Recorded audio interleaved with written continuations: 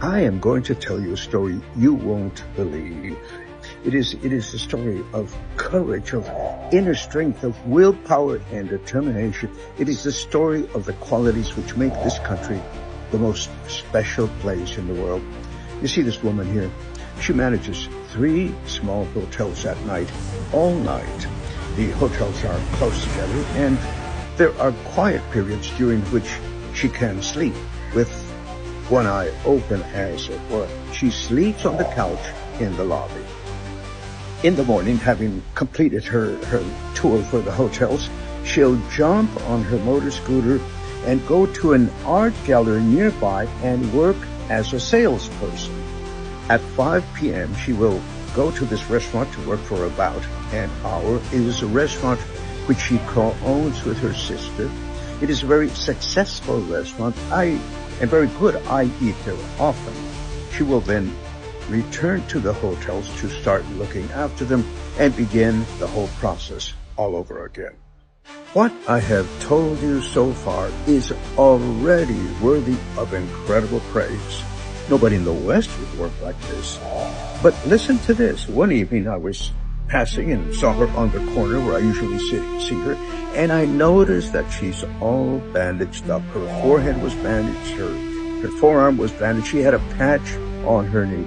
And I asked her what happened. She said that the throttle on her motor scooter got stuck, and she hit a car while in traffic. They took her to the hospital where they did tests and x-rays, and having determined that nothing was broken, they bandaged her up and released her. But listen to this. She was back at work that very same evening, hobbling about with her bandages to start the process all over again. She has two children, and she sent the eldest daughter to study in France. Do you know how incredibly expensive that was for her and how much money she had to save? One day I was coming from my run at Pointe Lake in the rain. It was raining, and I passed the hotel which she typically bases out of. I had gone about 200 meters. I didn't have an umbrella. I hear a voice hollering at me from behind. It was her running toward me, holding an umbrella, and on the other hand, holding an umbrella which she gave to me. She had noticed me from the lobby as I was passing by. And here's another story. One evening, I had gone to dinner in the area, and I had left, and I decided to go have a coffee at an expensive chic coffee house that I like to go to sometimes. I was passing the corner where I see her sometimes. One of her duties is to guide patients from the hospital over to the hotel. I saw her, and I invited her to come have a coffee with me. She said she could take a break later and she would join me. And I went on to my coffee house and sat in the usual place where I usually sit. And to my surprise, she showed up.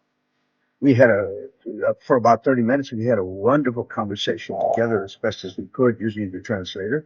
And then she said she had to return to work. And of course I understood. And I said to her, listen, this is my treat. I'm paying for this, so just go on. And she said, okay. I stayed on to work on my videos, to work late. When I got up to go pay, to my astonishment, she had already paid for both our cars. What I feel for this woman, there are no words to explain. She is a hero, a real hero. Not like the make-up phony heroes we create in America about nothing. What I feel for this country and these people is totally beyond words.